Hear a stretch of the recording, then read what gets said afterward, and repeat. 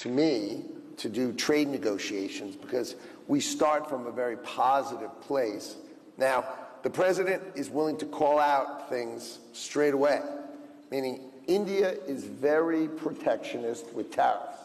They have 100% tariff on this and 100% tariff on that, and if you ask them why, the answer is, I don't know why, it just is.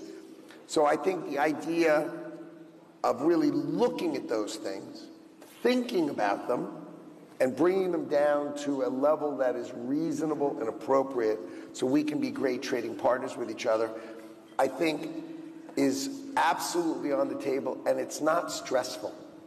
Because they haven't thought about it, they think, yeah, it makes sense. Let's go make this a proper trading relationship.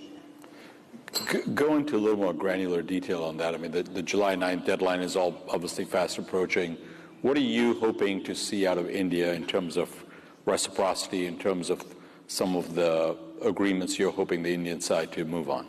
Well, earlier countries get a better deal.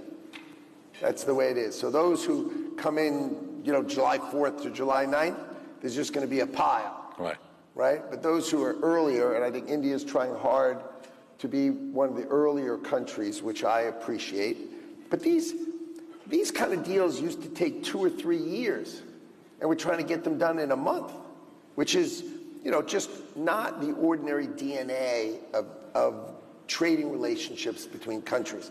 But what I hope to achieve is we would like market access. We would like our businesses to have reasonable access to the markets of India. Now, it's not going to be everything, and it's not going to be everywhere, but we want to have the trade deficit reduced.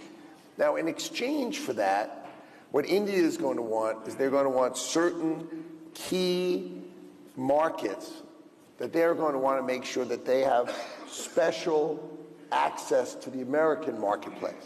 And so that's the trade-off. If I say, look, I'll treat you incredibly kindly on the things that are really important to you, and you bring down your tariffs and give us market access, and let's find the proper place in the middle. And I think if you have the right person on the other side, and what happens is if they put a normal trade minister, it's an endless set of talking and no outcome, because they're used to saying this kind of deal will take 3 years, we'll get this done in 2 years.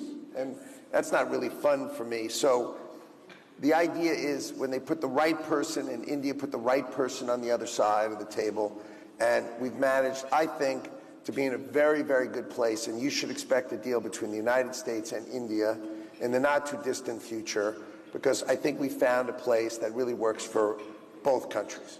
So you're pretty optimistic, it sounds like.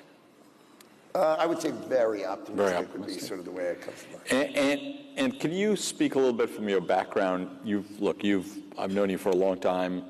You've looked at capital markets. You're looking at all kinds of moves. Give us a little sense of the Indian economy from where you sit, both in your current role and in your past role, and where do you see some of the biggest growth coming from, and how can the U.S.-India relationship help engender further growth there? Well,